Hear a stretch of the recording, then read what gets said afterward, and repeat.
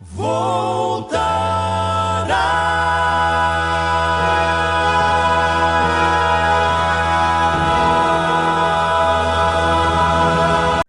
todos que estão comigo neste canal, a graça e a paz do nosso Senhor Jesus Cristo.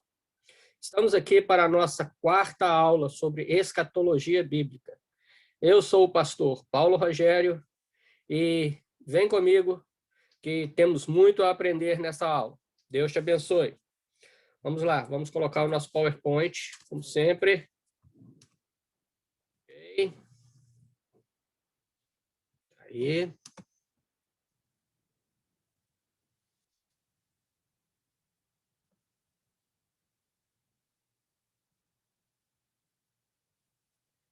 Escatologia bíblica, aula 4. Bom, a partir de agora, nós vamos realmente estudar os fatos que irão acontecer conforme a Bíblia. E dentro do possível, nós vamos sempre buscar uma sequência cronológica de como esses fatos acontecerão. Há muitas passagens e há muitos fatos que não estão numa sequência cronológica. Dentro dele existe passado, presente e futuro. Tá? Mas dentro, realmente, de uma ordem, nós vamos apresentar a sequência cronológica. Tá? Alguns assuntos vão exigir que nós façamos alguns parênteses para que haja o entendimento, ou então apêndices, para nós entendermos o que está acontecendo ou o que precisa de nós sabermos para construirmos uma base para o estudo posterior, ou o assunto posterior, tá ok? Mas isso nós vamos sempre falar, vamos sempre estar dando as dicas. E está aí na tela também, você pode ler como que nós vamos limitar o nosso estudo. A escatologia, ela traz muitos símbolos, não é? E esses símbolos têm significados, não é? Então, também no nosso estudo, nós vamos ver esses símbolos e vamos citar aqui os principais, tá? E o que significam. Sempre lembrando que esses símbolos remetem ao tempo em que essa passagem foi escrita, né? Essa profecia foi dita, não é? Então, temos que respeitar a cultura, temos que respeitar os costumes, temos que ver a época. Talvez vamos falar muito de leão, por exemplo, vamos falar de água, né? Dragão. Então, assim, na época em que foi escrito, né, ou na época que foi revelada, o modo que o servo de Deus achou para escrever e para comunicar, né, para os demais, foi dessa forma, para que fosse entendível. Então, se Deus revelar alguma coisa na nossa época, talvez nós vamos usar carro, nós vamos usar computador, nós vamos usar algum significado dos nossos dias, não é? Celular. Então, assim, temos que respeitar a época, a cultura e os costumes, ok? Então, vamos lá. Bom, vou citar aqui alguns símbolos, né? Principalmente os principais que vamos ver muito na escatologia. Então, nós vamos ver aí animal, mulher e água. Tá? Então, sempre que falar de animal, nós estamos falando de um rei ou de um reino. Né? A mulher, no plano escatológico, significa Israel. A água, ela significa povos e nações. Também vamos ver falar muito de chifres. Chifre significa poder, pode significar também rei e reino. Ventos nos remete a guerras, a conflitos. O cordeiro, o Senhor Jesus Cristo. O dragão e a serpente, Satanás. As estrelas, quando citadas nas profecias, elas significam anjos, mensageiros. Tá? Alguém que está levando alguma coisa, alguma mensagem.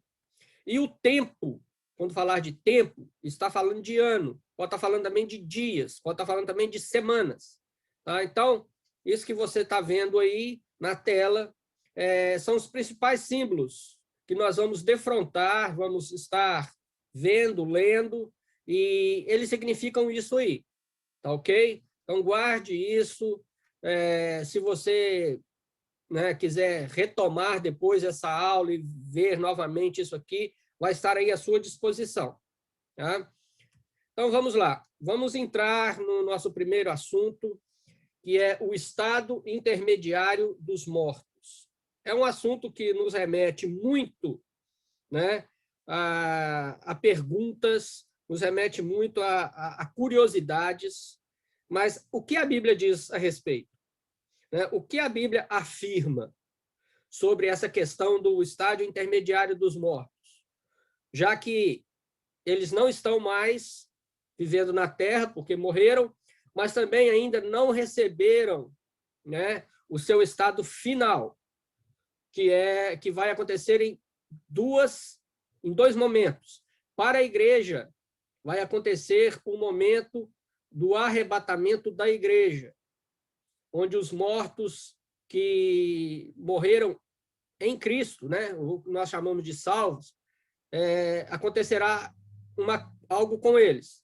E depois, lá no juízo final, onde que os mortos que morreram sem Cristo, não é, estarão recebendo o seu juízo. É um outro momento. Mas, enquanto isso não acontece, como estão esses mortos? Não é? Então, vamos lá. Bom, a Bíblia afirma que o homem é um ser tricotômico. Vamos aqui, que palavra difícil, né? Bom, tricotomia, o que é? Tricotomia é aquilo que é dividido em 3 partes, tá? Então, conforme a Bíblia, o homem é um ser tricotômico. 1 Tessalonicenses 5:23, o apóstolo Paulo, ele afirma isso, dizendo o seguinte: e o mesmo Deus de paz vos santifique em tudo, e todo o vosso espírito, alma e corpo sejam plenamente conservados, irrepreensíveis para a vinda do nosso Senhor Jesus Cristo. O escritor em Hebreus também, ele afirma essa tricotomia. Hebreus 4 e verso 12.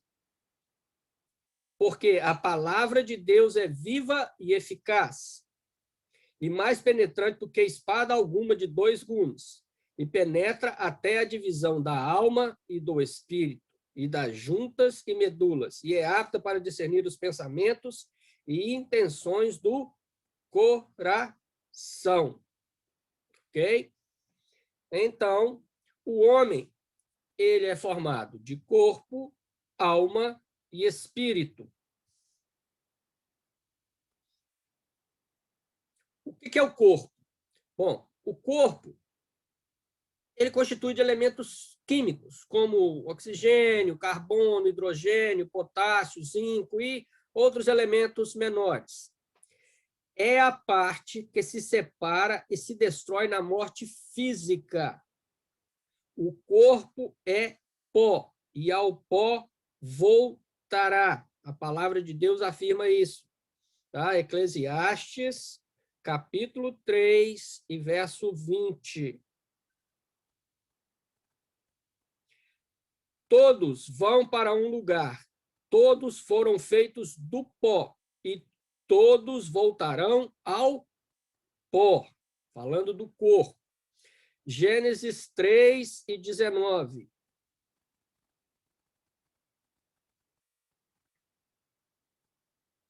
No suor do teu rosto comerás o teu pão, até que te tornes a terra, porque dela foste tomado, porque és pó, e em pó te tornará.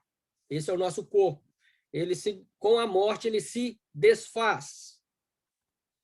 Agora vem a alma. Bem, o corpo, né, sem a alma, ele é inerte. É como se fosse uma estátua, é como se fosse um boneco.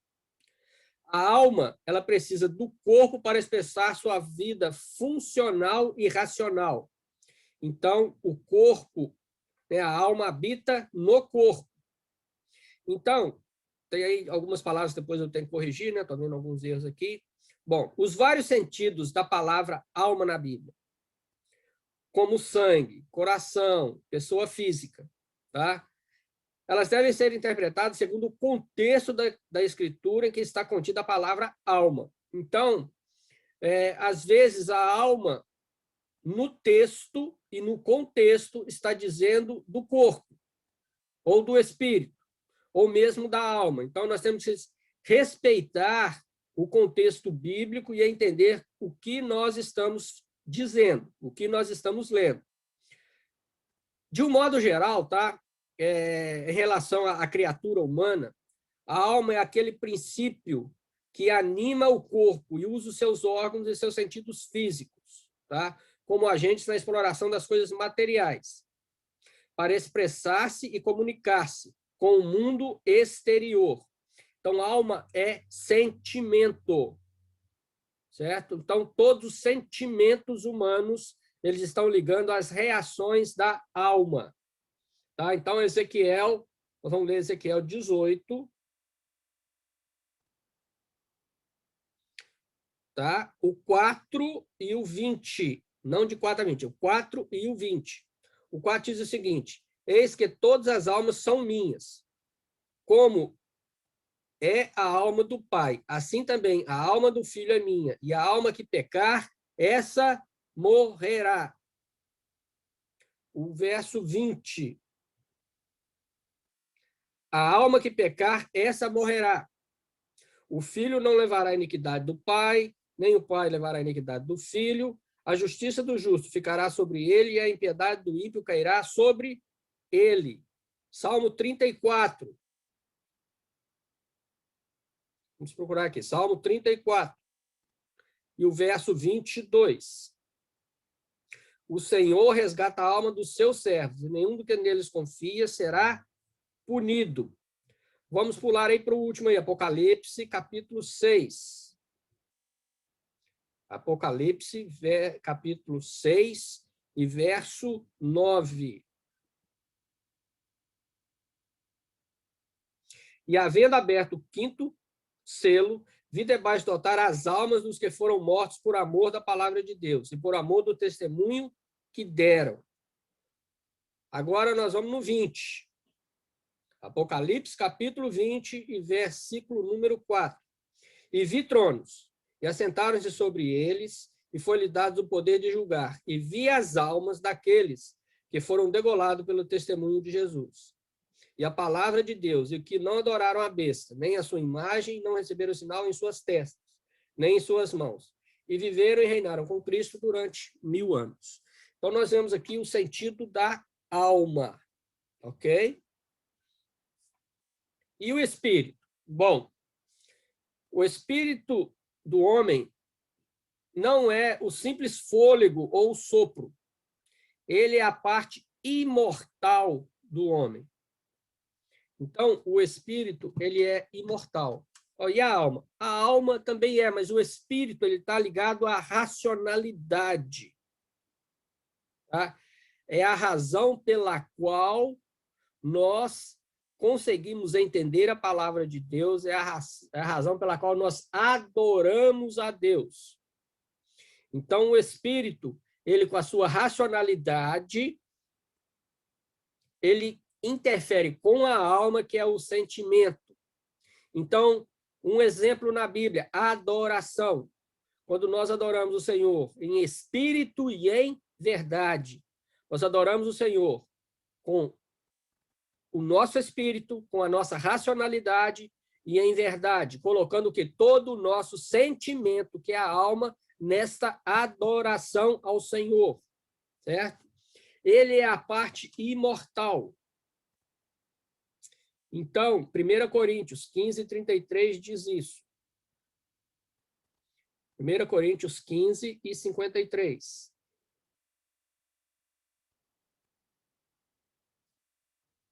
Porque convém que isso que é corruptível se revista da incorruptibilidade, e isso que é mortal se revista da imortalidade. Então, é a parte imortal do homem. Não vai ser o corpo que vai ser revestido, mas sim o espírito vai ser revestido dessa imortalidade. Daniel 12 e 2. E muitos que dormem no pó da terra ressuscitarão, uns para a vida eterna e outros para a vergonha e desprezo eterno. Ok? Então, ó, e muitos que dormem no pó da terra, quer dizer, pó da terra, o corpo já foi para lá e já foi decomposto. Eles vão ressuscitar. Uns para a vida eterna. Isso aí está ligado à igreja, aos salvos. E outros para vergonha e desprezo eterno. Aqueles que não aceitaram o Senhor Jesus Cristo. Ok? Bom, o Espírito é o princípio ativo da nossa vida espiritual. É aquilo que eu disse sobre adoração. É o elemento de comunicação entre Deus e o homem. Ele voltará a Deus assim que houver a morte física. Então, nós, na nossa morte, tá? Na morte humana, nós estaremos com o nosso corpo entrando em decomposição e o nosso espírito automaticamente voltando a Deus que o deu. Então, o espírito é parte colocada em nós pelo Senhor. Por isso, o homem tem em seu interior, tá? A imortalidade, a eternidade. Deus plantou em nós a eternidade através do Espírito. Agora, essa eternidade, o homem faz a sua escolha: vida eterna ou morte eterna. Eclesiastes 12 e o verso 7. E o pó volte à terra como era, e o Espírito volte a Deus que o deu. O profeta Ezequiel também ele afirma isso no capítulo 37 e no verso 5. Assim diz o Senhor Deus a estes ossos: eis que farei entrar em vós o Espírito e vivereis. Está vendo a parte imortal? O Espírito é a parte imortal. Aqui na profecia, né, do Vale dos Ossos Secos, o Senhor afirma, no verso 5. Tá?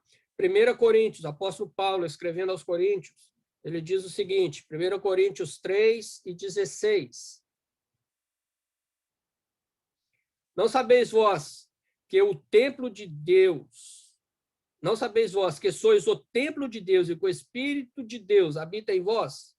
Se alguém destruir o templo de Deus, Deus o destruirá, porque o templo de Deus que sois vós é santo. Então, o Espírito de Deus, ele comunica com o Espírito do homem. Então, como templo de Deus, nós temos a carcaça humana, mas ele está ligado ao Espírito do homem. E o Espírito do homem comunica-se com o Espírito de Deus, certo? Então, está aí a tricotomia e o significado de cada uma. Ok. O homem sendo um ser tricotômico e está destinado, né, à morte, nós vimos aí em diversos textos anteriores. Afinal, é uma pergunta: o que é a morte? É o último fôlego?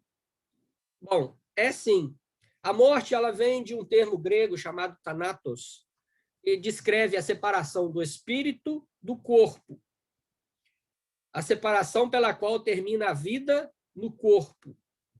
Então, aquele último suspiro, né? Diz lá, e está consumado, e o Senhor entregou o seu espírito, ali o Senhor Jesus na cruz do Calvário estava dando o seu último suspiro. E quando, né, ele faleceu, houve ali essa separação. E assim também é com o homem. A Bíblia já afirma, nós lemos isso, mas vamos, está aí destacado, vamos ler de novo.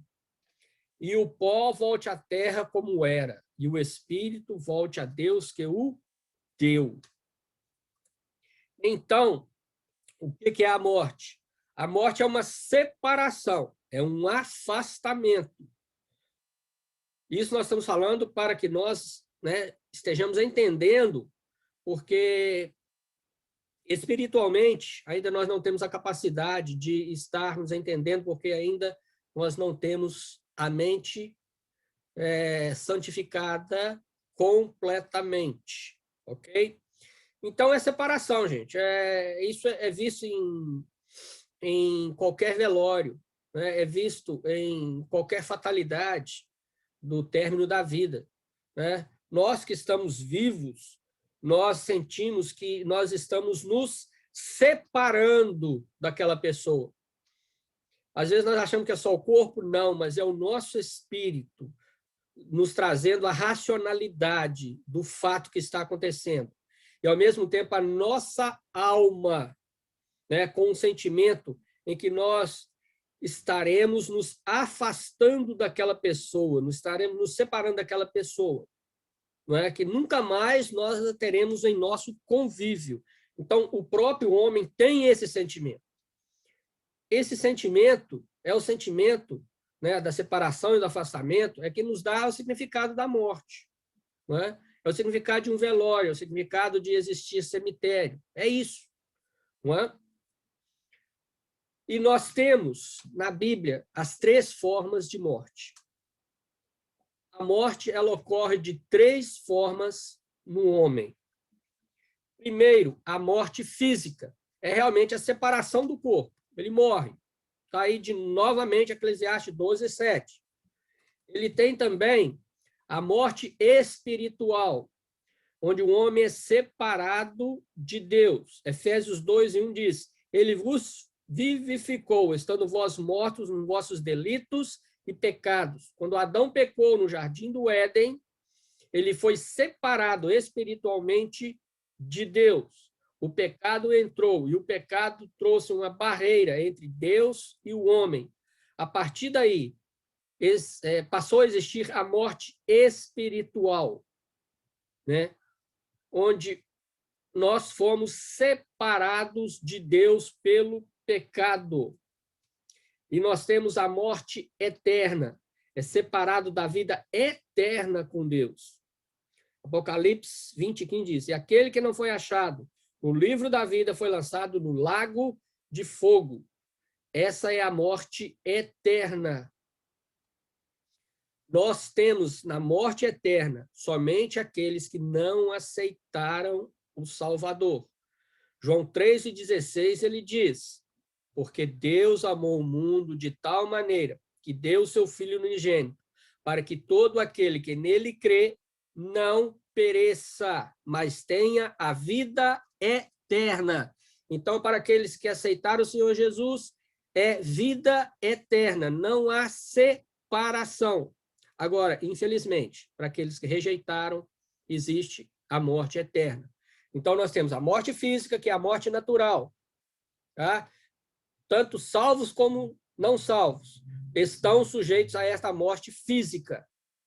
A morte espiritual é para aqueles que, separados de Deus pelos delitos e pecados, não entenderam a palavra de Deus e espiritualmente não entendem aquilo que Deus ensina, aquilo que Deus diz. Então, eles estão separados, é uma morte espiritual. E existe a morte eterna. Estarão para sempre separados de Deus devido aos seus delitos e pecados e à rejeição de Jesus Cristo como Salvador. Bom, e qual que é a origem do pecado, da morte? Desculpa, qual é a origem da morte? Então, vamos lá. Romanos 5:12, vamos apresentar alguns versículos aqui, começando com Romanos. Romanos 5:12. Portanto, como por um homem entrou o pecado no mundo, Adão, né? E pelo pecado a morte, assim também a morte passou a todos os homens, por isso que todos pecaram. Então, não existe nenhum ser sobre a face da terra que não está sobre a influência do pecado. Ok? E devido a esse pecado veio a existir a morte. Depois, havendo a concupiscência concebido, dá à luz o pecado, e o pecado, sendo consumado, gera a morte. Tiago fala isso no capítulo 1, verso 15. A concupiscência, o que é a concupiscência? É tudo aquilo que é contra Deus, tudo aquilo que realmente nos leva a pecarmos, né? E no momento em que nós pecamos, né, o pecado é consumado, ele é realizado, isso gera a morte. A morte aqui não significa a morte imediata, mas aquilo que nós explicamos. Com a entrada do pecado, o homem passou a não ser mais um ser livre da morte, mas ele passou a ser, pelo seu pecado, ele passou a ser sujeito a passar pela morte, né? Por quê? Porque o salário do pecado é a morte. Então, se somos todos pecadores, então nós sofremos isso, a morte. Vamos entender um pouco aqui. Para os salvos, nós somos pecadores salvos, ok? Somos pecadores redimidos. Por isso, nós não estamos livres da morte, não é? Então, nós, como todos os outros homens que não são salvos, estamos sujeitos à morte. Mas nós temos um grande bênção de Deus. Paulo, no livro de Romanos, ele diz: porque se vivemos, para o Senhor vivemos, e se morremos, para o Senhor morremos. Queira vivamos, queira morramos, somos do Senhor. Então, esse versículo, Paulo diz o seguinte: nós temos que viver para o Senhor, temos que viver para agradar ao Senhor. E aí a morte já não mais incomoda, porque queira vivamos, queira morramos, nós temos a certeza que nós pertencemos ao Senhor, nosso Deus. Essa é a nossa viva esperança. E Coríntios, né, Paulo falando em Coríntios, ele diz o seguinte: mas já em nós mesmos tínhamos a sentença de morte. A sentença de morte é aquela que começou lá em Adão, não é? E está seguindo a humanidade. Para a igreja, essa sentença de morte termina quando o Senhor vier buscar a sua igreja. Ok? Bom, e onde os mortos estão? Aí um assunto que vamos discutir na próxima aula. É uma pergunta também que nos leva a muitas indagações. Mas o que a Bíblia diz? Então, vem comigo, porque na aula número 5 nós vamos verificar justamente isso. Onde os mortos estão. Ok? Deus te abençoe. Até a próxima. Fique com Deus. Tchau, tchau.